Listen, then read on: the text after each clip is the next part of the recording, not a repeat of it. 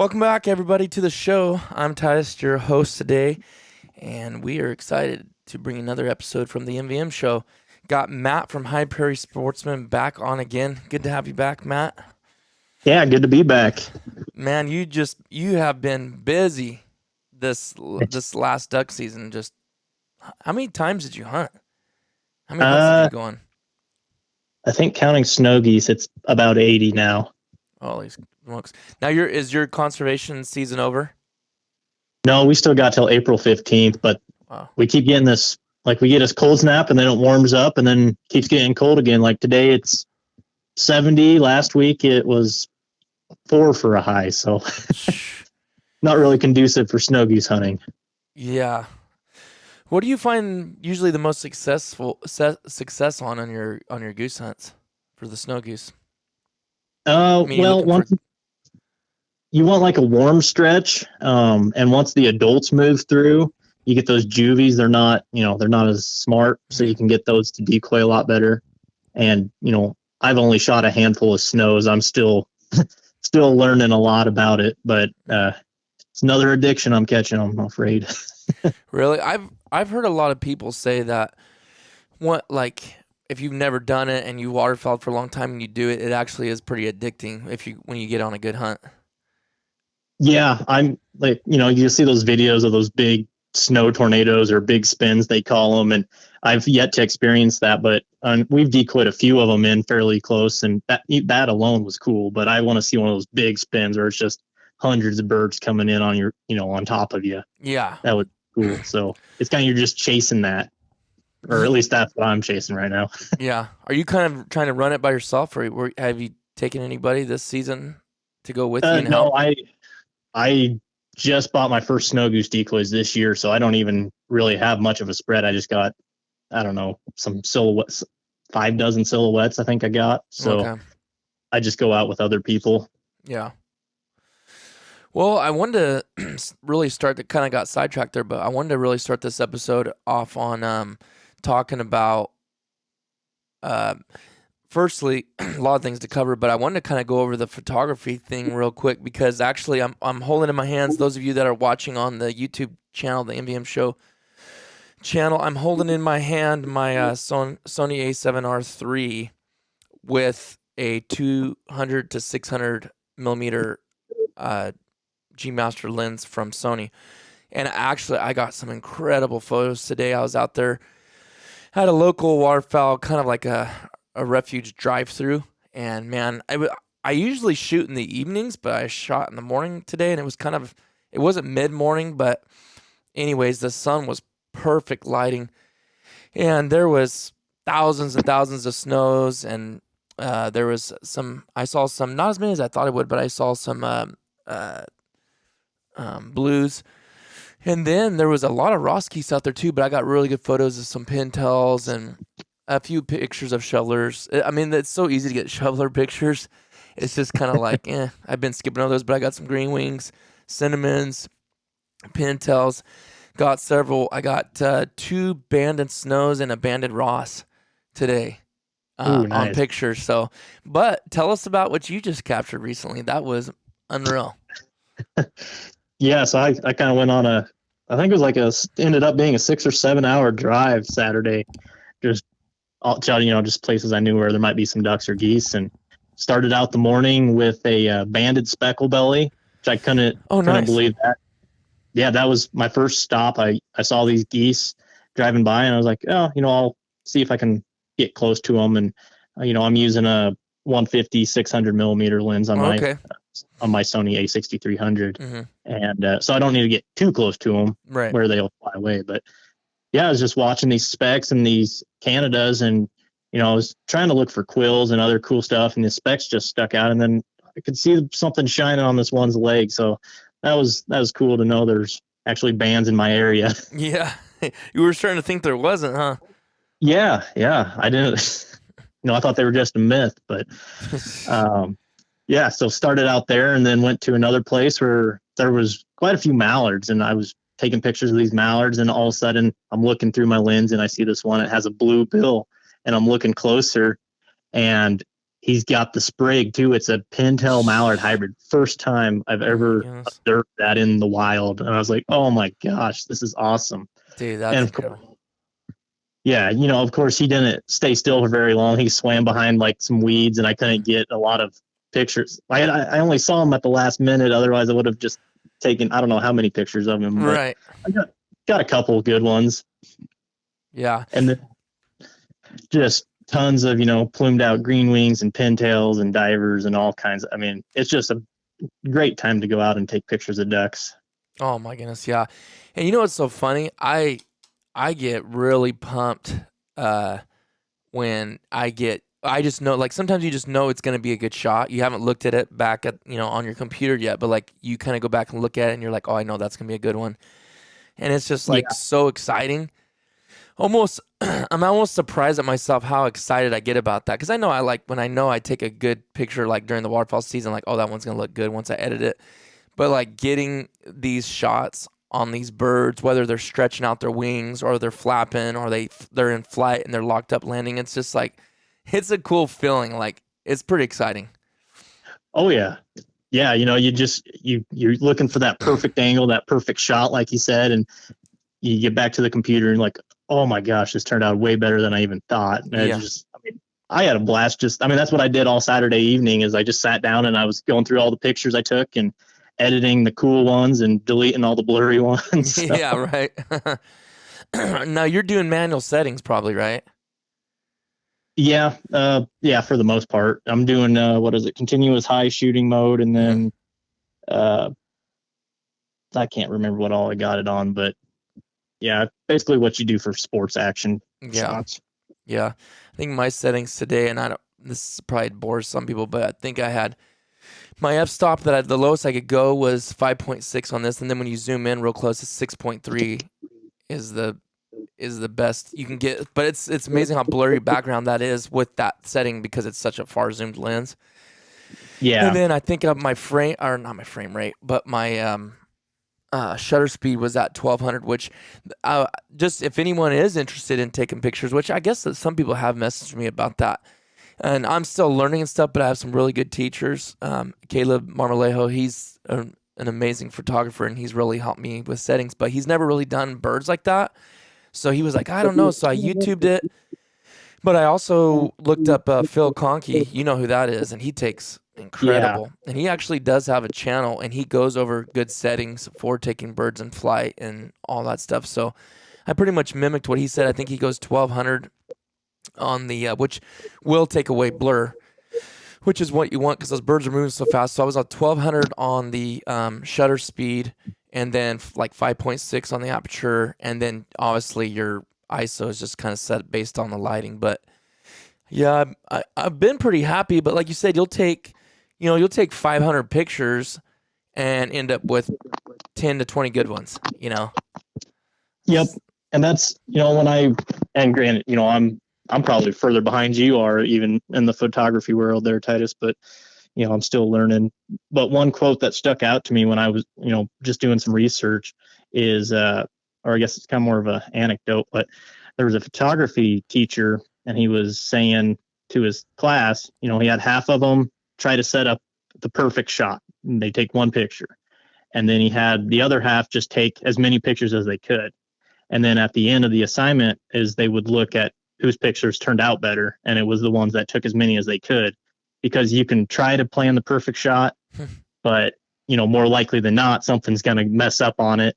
So it's better to, quantity over quality, and you'll end up with the quality, I guess is what I'm trying to say. Yeah, totally agree. Because I think on some senses there is also a good little thing that can help us out in the waterfowl photography. I think a lot of duck hunters want to take pictures of birds. It gives them something to do in the off season, and we just like. I don't know if there's any hunter that doesn't like watching birds land, lock up. If you're at Disneyland or if you're at a park pond and you see birds, you can't help it. Your attention's drawn to it. And,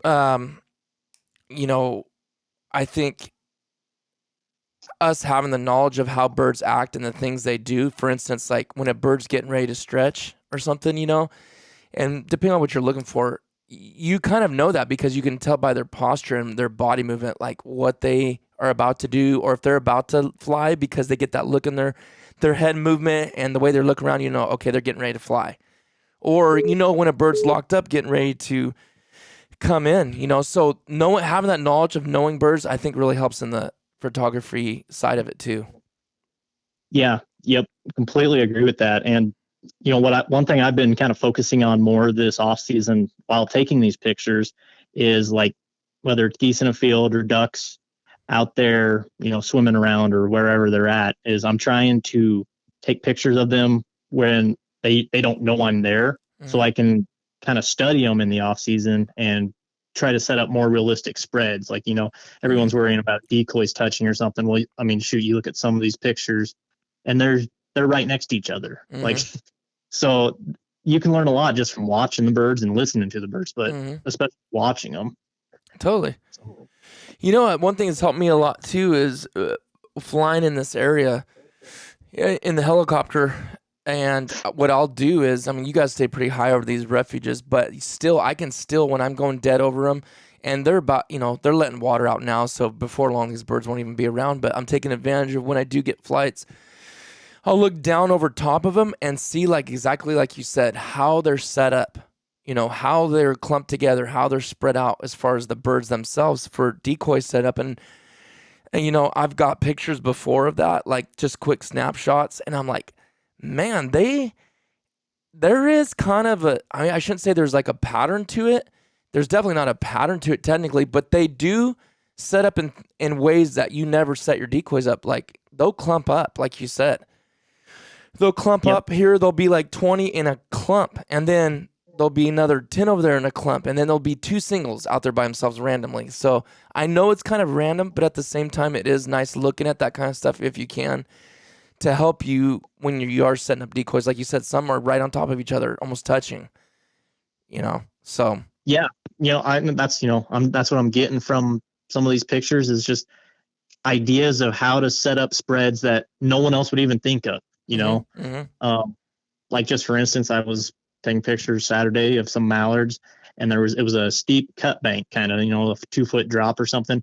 And there was like hens and drakes just sitting right next to each other in the shadow of this bank. It's a nice sunny day. They're sitting right on that bank in the shadow, just a bunch of them. And I wouldn't, you wouldn't think that ducks would do that. Right. You think they'd be out in the sunlight or sitting up on top in the, like, some flat grass or something, but there they were. So, it makes sense. Like, but yeah, I guess like you said, you don't think of it that way, during season, but it kind of makes you think, okay, is this what they're doing in the middle of the day too? When they're loafing, they're trying to find those like little nice cozy shade spots and get out of the sun a little bit, kind of makes you wonder. Yeah, exactly. Especially early season, right? When it actually is still pretty warm out. Obviously when it's January and it's freezing cold and it's bitter cold, they're probably like us. They want to find the sun, kind of warm up a little bit and preen and do whatever they're going to do. But I don't know. It's a great, for anybody that's new at it, I think it's just a great thing to do, is to be out there, right? And I'll tell you guys this, listening, if there's new people listening, from the end of season, so like say the beginning of February till March, definitely want to get out there as quick as you can, because before long, those birds won't be around. Maybe it's different for you, Matt, where you're at. I don't know. Do you feel like birds stick around pretty long, or they kind of move off eventually? No, we'll have resident populations of Canada geese and wood ducks particularly around, and then I can go up in the sandhills all across the northern part of the state pretty much, and there's nesting populations of everything from trumpeter swans to canvasbacks up there. So I might make a couple excursions up there this summer, and try to get some brood pictures, and who knows what I'll get up there. See, that's just fun. That's exciting thinking about that. Makes me want to just fly out there just to do that. I talked to Phil. He even said that'd be something I could do, is go out there with him, because he sets up decoys and gets in a ghillie suit and just sits there. He doesn't call, but he just lets them come in, and I think that's the sickest pictures, is them cupped up over the decoys. Just those shots are incredible to me. And I actually talked to a game warden, a federal game warden. And he said, I don't know about state land, but he did tell me on federal land, there's nothing written against throwing out decoys and taking pictures. So I was like, wow, okay. I mean, that's good to know. Now, I don't think, I don't know. Whoever's listening to this, if you're local, don't just start going out there and taking it. But that is what the federal game warden said. You can. There's nothing against doing that. Now, that being said, I don't know if you can do that on, like, say, the hunt area, or if it has to be like in the drive-through zones, which a lot of those drive-through areas don't want you being in certain parts. So I really got to do more research into that. But that's what I really want to do, because we don't really have the public land around here. I mean, we do, but not to where there's a big group of birds that you would want to make it worth your time to go out there and take pictures, you know?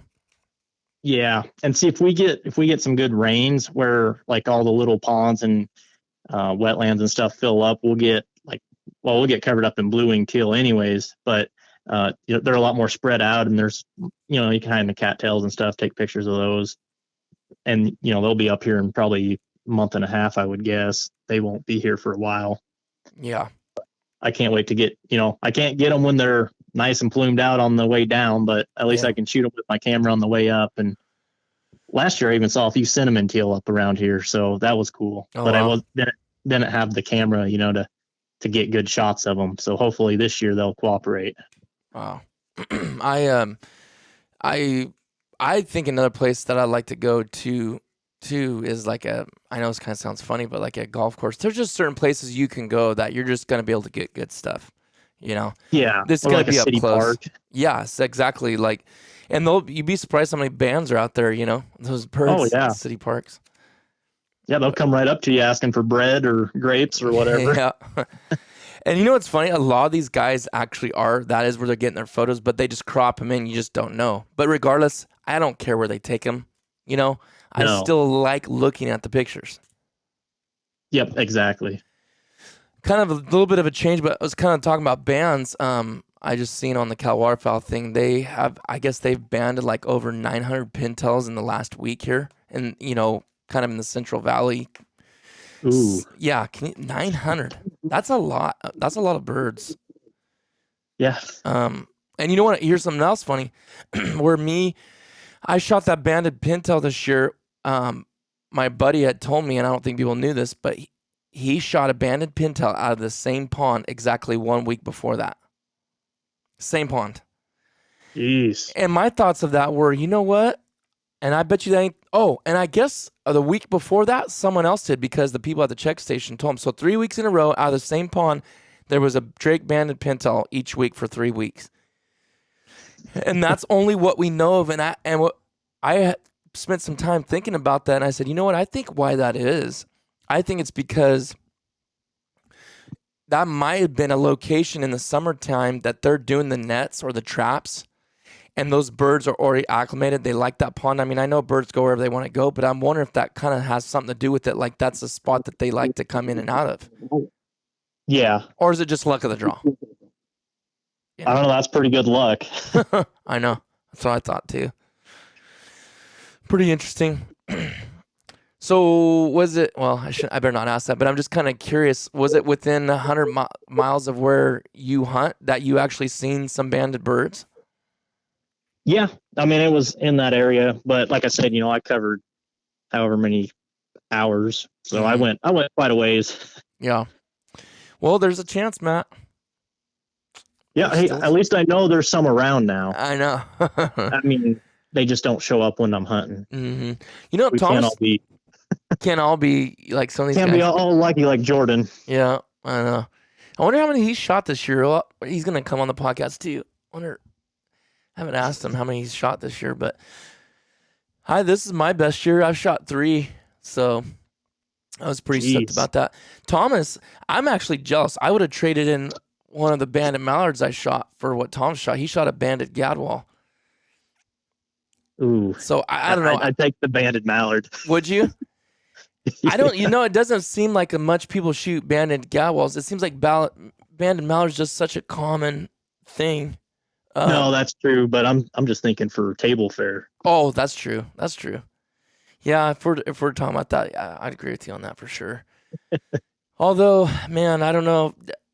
It's mallards here in California to me are hit and miss. I mean, they're never bad.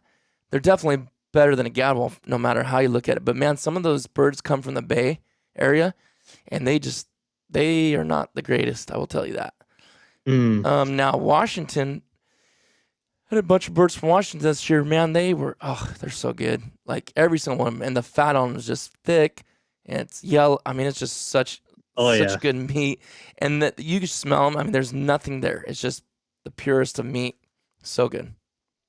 But I've got a couple. I saved that last day of duck season out here. I shot a few mallards, and I saved a couple back with the skin on, froze them.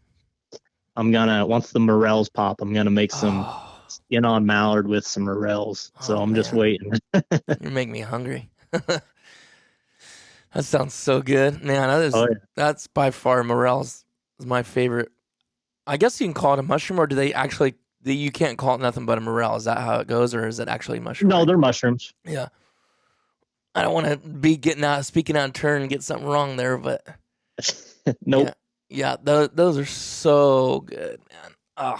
I think about those actually quite often, and then you just rub it in by posting all these pictures of finding them. Like, sorry, dog. Yes, yeah, so good. So, how did your season go overall? I mean, we can dig into ways, but like, how'd it go?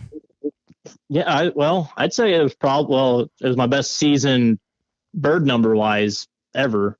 Now I had to work a lot harder than I'm used to.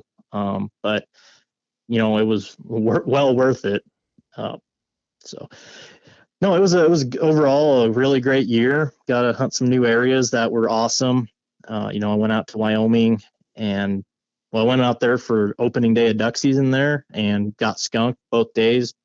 My buddies each got a goose, the days we were out there, and then went back for goose season and got a hunt below some mountains. And oh man, that was just some of the coolest scenery I've ever hunted in. Like that was one of the coolest trips I've taken this season, I'd say.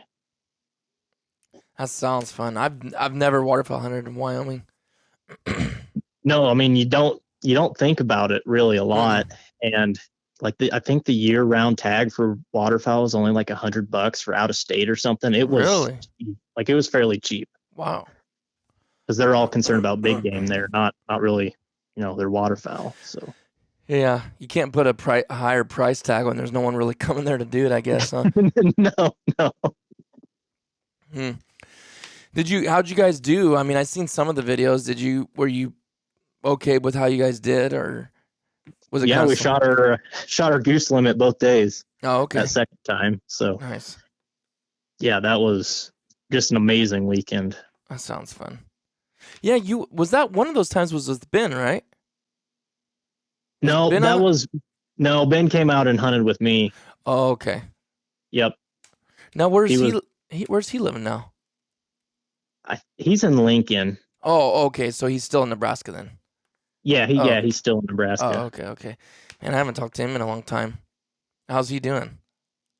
He's doing good. He's busy with his new job. He's hopefully don't listen to this. I'll butcher it. It's Sportsman Solutions or something. Sovereign Sportsman Solutions, I think. That's where he's working. Okay. S3, something like that. But yeah, no, I think he likes it. That's cool. Now, do you know the number of birds that you did shoot this season? I'm just curious now that you said it was your best.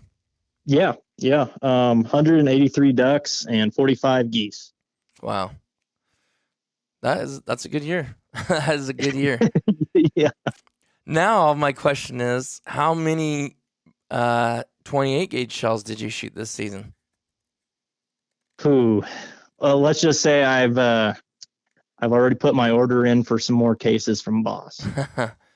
Did you shoot over a case of 28s? Oh yeah. Yeah. So you were majority. So what gun were you using the majority of the time? The 28. It was probably it was probably the TriStar. Because I didn't get my ethos until mid-December. I wish I would have had it a lot earlier, honestly, because that that TriStar just cost me so many opportunities with its jamming issue. And I tried fixing it. I tried cleaning it. I got to still send it in, but it just, it didn't work. But what did they, we're good to go have they now. gave you any answers or anything? Did you call TriStar and say what's going on here? Like, I haven't yet. I had a couple people message me about it.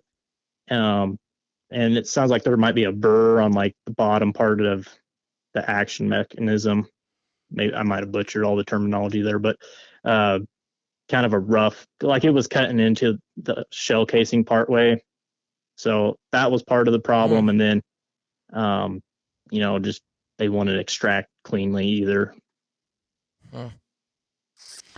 See, that's why I switched from Super X's in my Browning A5 and just started shooting other stuff, because Super X's, their crimps are kind of extra long, like longer than most brands. Yeah. And when it would go to flip out, it'd hang up on the crimp once it was opened. So that's why I ended up having to stop shooting that. And I think my brother-in-law, the thing is, he has a 3.5-inch chamber. Mine's 3-inch, but even with his 3.5, he was having some issues too. So, but I've never had any other problems since. I've no issues with my gun, period. It was just the crimps on those was caused that. I wonder if that's kind of the same thing that 28. That could be, like I said, I got to send that one in, and I got to send my Winchester, my 20 gauge in too. So. Oh, what's going on with that one? Well, I took it out on a duck hunt and it shot high, and I was talking to some more people, and that seems to be a fairly common issue. So they'll supposedly fix that, but I haven't, I've just been so busy with hunting season and everything else right now. I'm kind of waiting for off season kind of calm down, and then I'll get all that stuff taken care of. Yeah. I mean, are you chasing stuff right now, or do you kind of laid off on the old snow goose deal? Oh, not currently. Once it warms up and the snow geese, I mean, there's snow geese around, but they're not, I don't know, they're kind of like super tough to hunt because I feel like they've been around for quite a bit and they've seen all the spreads in the area, and, they're all adults. They're fairly smart. So you've got to have perfect conditions almost. And we just haven't had that happen yet. So you're just kind of waiting on weather really to go out there. Yeah. And, we got a little warm streak coming this week, so I'm sure there'll be some migrators come up and some new eyes, maybe try to get out once or twice this week. We'll see. Gotcha. Now, what's your, I'm assuming Turkey's your next adventure, huh? Yep. What do you got? You got some good plans for that? Something different this year, or just kind of make better what you did last year? You did pretty good last year. Yeah, it's hard to improve upon last year. I got my first bow turkey. I'm going to try to get at least one or two bow turkey. That season opens up here in, it'll be 24 days tomorrow. And then I want to get at least one with my new 28 gauge. Break it in with the turkey. For sure. That's cool. I kind of made up in my mind. I've killed turkeys and stuff, but I was like last year, I was like, you know what? I don't even care if I get one as long as I could get it with a bow. So I just focused bow only. But after missing that one at 35 yards, which was such a chip shot, I can't believe I missed it. But after that, I was like, you know what I'm going to do this time, since we can get 3? I'm going to shoot the first one, get the first one out of the way. And with my shotgun, probably my 20 gauge more likely. And then after that, that's when I think I'm just going to finish with the bow and stay with that until whenever I get one, whether it's this year or 10 years from now, I'm going to get one. And I have it in the shop. I got new string on it, new peep, and gonna do a little upgrades because I've got a bear bow. So okay, I'm gonna it's got the whisker biscuit, but I noticed it kind of after a while chews up your fletching. So I think I'm gonna put a drop away on it, and that's probably all I'm gonna do to it for this year. Because stuff with the bow, it's like, well, man, why are you putting that expensive a thing on that bow? It's like, well, this can go with me if I buy another bow someday. So it really doesn't matter. It's like, yep. You're pre-buying your quality, which I'm not going to go crazy on a drop away. I'm just going to get a standard drop away, nothing expensive. But I'm trying to quiet it down too. I feel like it's a little bit twangy when I shoot compared to which I am shooting next to all these guys that have $2,000 bows, so that's not helping. But no, I said we've had some. They'll probably listen to this rolling their eyes, but we've had some shooting competitions with like a little 3D range, with the targets and deer and bear and elk and all that stuff. And I've shot a few of those gentlemen, outshot a few of them with their expensive bows. So it doesn't really matter what you do as long as you practice and get good with it. So, but yeah, no, Talon's a really good shot. Actually, all these younger guys that we shoot together with, they're all really good shots. Everybody's pretty talented when it comes to that kind of stuff. I guess just because we're passionate about it, we do it so much, Yeah. Go all in, 100%. So, any interesting things with your waterfowl season this year that you'd share with us? Anything that kind of stuck out to you this year that's something different or new? Yeah. Got a couple weird ones this year. Got a Quill Lake goose, which I'd only ever shot one on other before that, and not nearly as colorful as this one was. So that was really cool. That's cool. And then I got a, I don't know what you want to even call it, partially lewistic mallard. It had like white wings. Oh, yeah.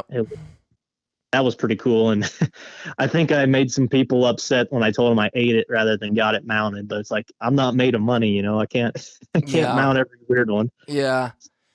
I get both sides of it. I get the side of wanting to mount it because if I shot that, because that was a really cool bird, I'd probably get it mounted. Maybe if it had to be in the freezer for a couple years, but yeah, I totally get your side of it too. It's like, dude, it's not cheap. No. I'm glad I didn't get it mounted because I took that quill in to get mounted anyways. So I was like, oh, I'm good with just one bird this year. No kidding. Well, because I don't know what your taxidermist doing, but geese are a lot more expensive than ducks getting mounted too. So I'll just say it wasn't cheap. Yeah, it is not. I know what they call. I know what Trouse charges, and I know what a lot of other guys charge. Trouse is really fair what he charges. I always tell him he needs to go up a little bit. I think he's just too cheap, but I mean, whatever. He's building a good reputation. He's done quite a ton of birds now. Yeah, he's really good. But that's cool, man. Congrats on that quill. That's definitely. You've never shot one before? I shot one. Oh, okay, that's right. Yeah.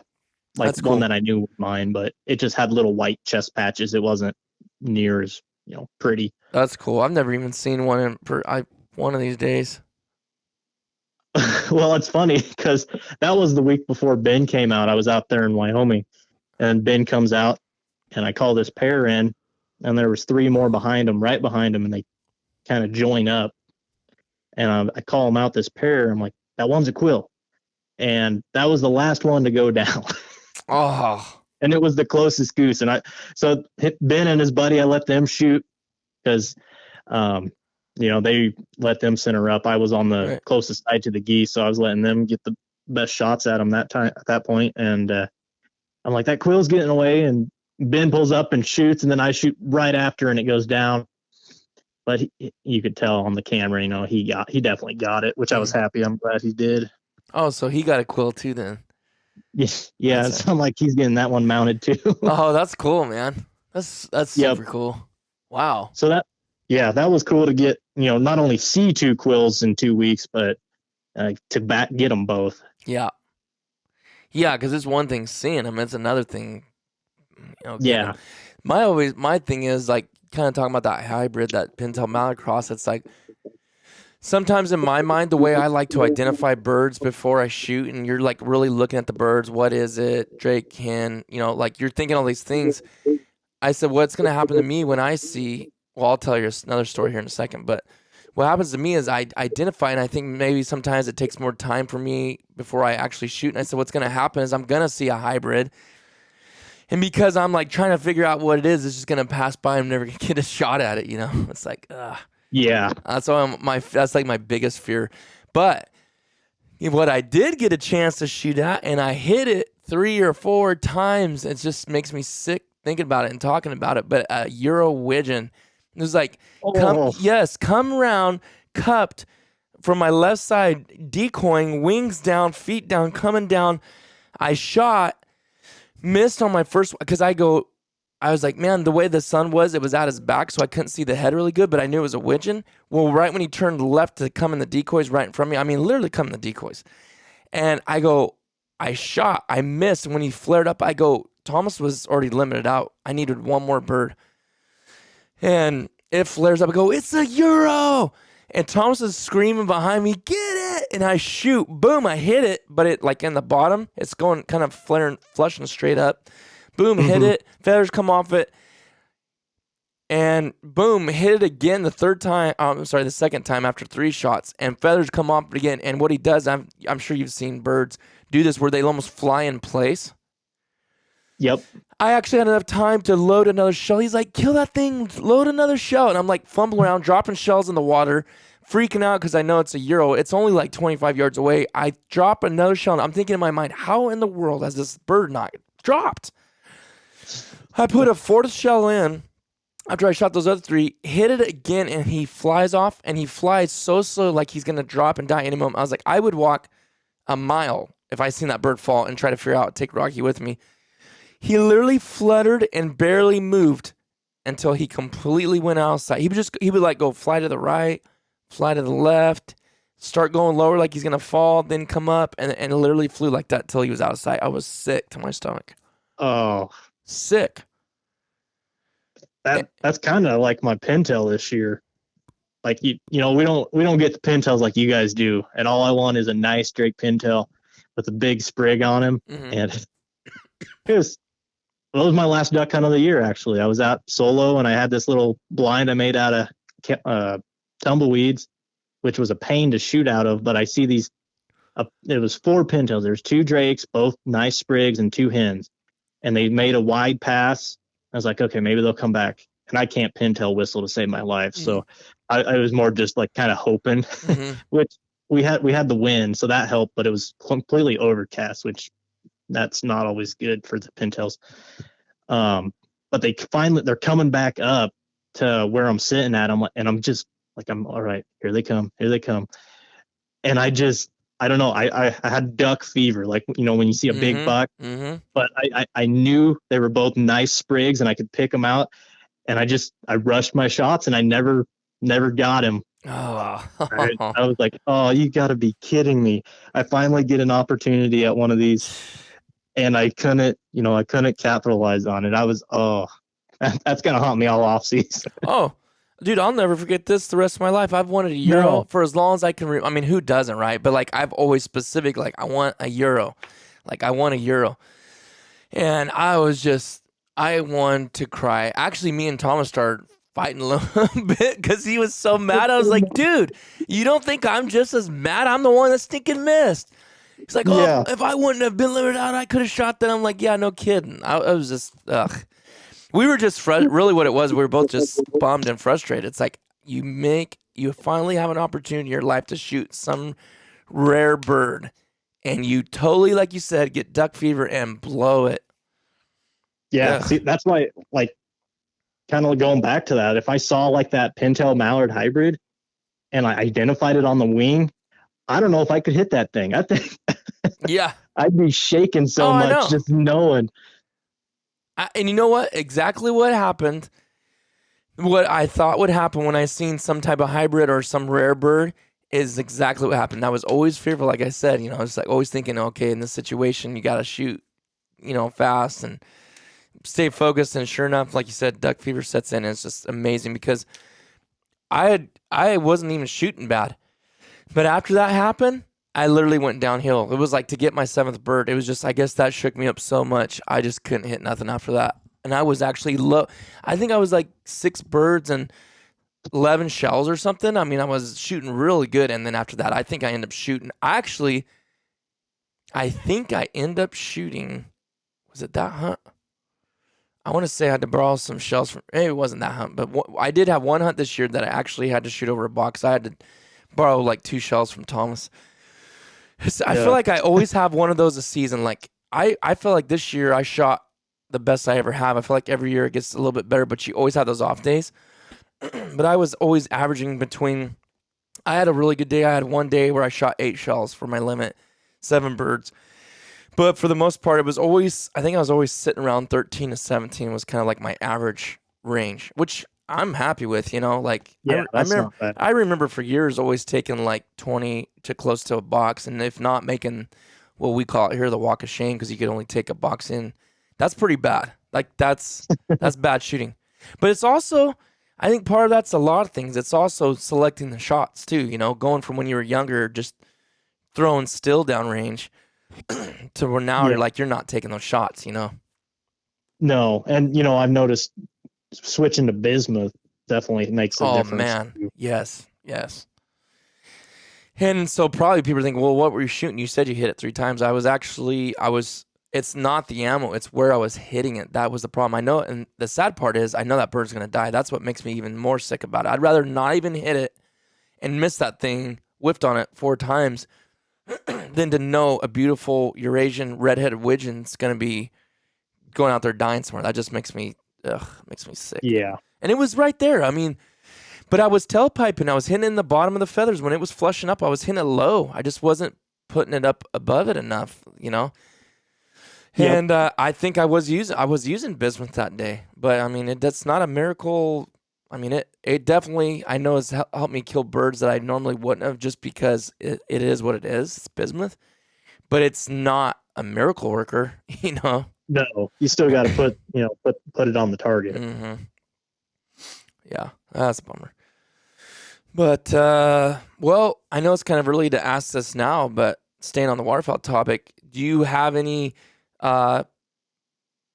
big plans for next year? Kind of, like I said, I know it's a ways out, but we always have a semi-plan of what we like to do next year. Yeah. I mean, it's kind of hard to top this year. I hunted a lot, but I always want to hunt more, seems like. But gonna try to make my waterfowl season start in August this year. Oh man. Gonna try to get up to North Dakota, hopefully for an early goose hunt.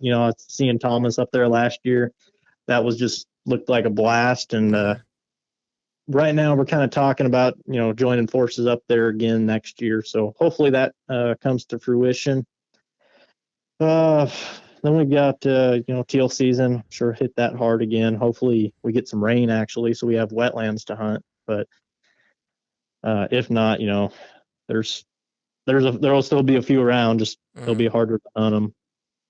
Yeah. And then actually going to have to take a weekend off of waterfowl season this year. Hopefully, looking to draw an antelope tag with my dad. So we've been putting in for this will be the 7th year.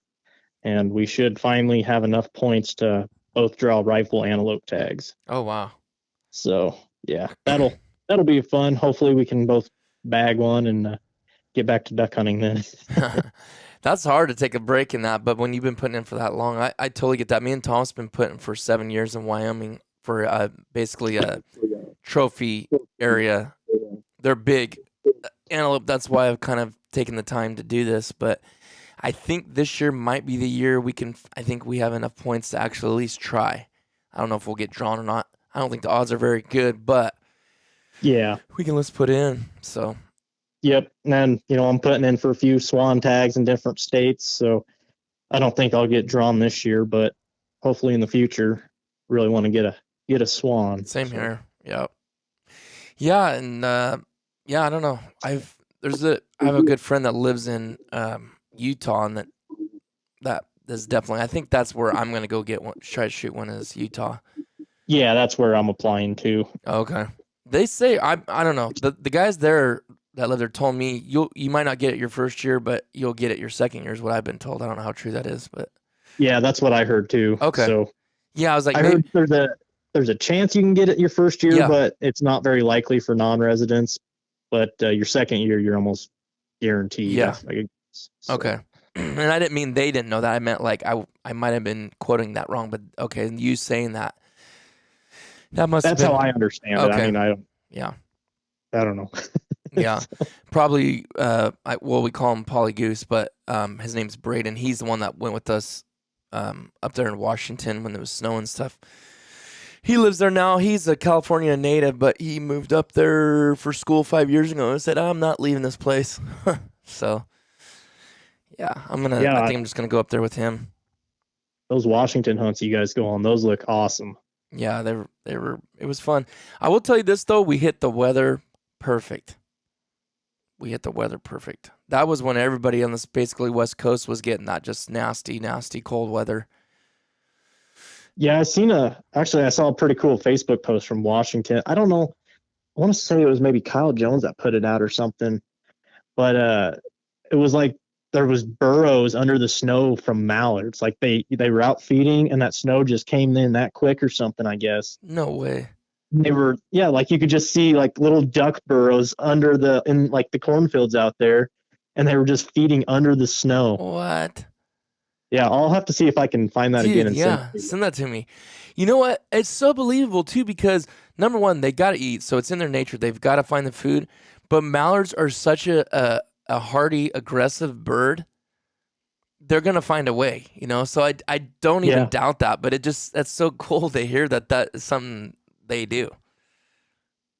Yeah, I saw that and I was like, wow, that is just crazy. And then they said they moved out the next day, but they needed to eat that day, I guess. Wow. Hey, they got to do what they got to do. Yeah, exactly. Strong survive. And I'm sure there's birds that end up dying, too. They just don't either have the strength or they're older birds or whatever. It's hard. We don't think of it like that, but that happens just like in any other thing in nature, Yeah, or if that snow were to like melt a little bit and then refreeze where they can't break through it or get an ice storm or something, that can mess them all up. Yeah. Yeah, well, thanks for coming on, Matt. We're about at that time, but I'm excited to see your pictures that you've been taking. I'm gonna be editing for the next couple of days, trying to get some pictures out. But guys, you can find Matt on Facebook, Instagram, and TikTok. Is it High Prairie Sportsman for TikTok too? Yeah, same name for everything. Same name for everything, and then also on YouTube. Matt really, really blew up this year. He was already a lot of subscribers, but man, how many did you get this season from start of season to end? It was probably close to 9 or 10K. Wow, you hammered it this year. Yeah, it was a good season. Really good, yeah. Lots of views, great videos. I mean, your hunts are always been my favorite because you do the hunt, take care of it, and really enjoy your videos. So if you haven't heard of him, which I would think most of you have, but if you haven't, go check him out on YouTube, Matt Zavlonic, and he's on High Prairie Sportsman. Just look it up if you like watching waterfowl videos, cooking videos, gardening videos, even. Watch out now. And also a lot of turkey hunts and fishing, all kinds of good stuff. If you just like Outdoor Channel, check him out on YouTube. Thanks again, Matt, for coming on today. Yeah, thanks for having me, buddy. All right, everybody. Thanks for listening. We'll see you on the next episode.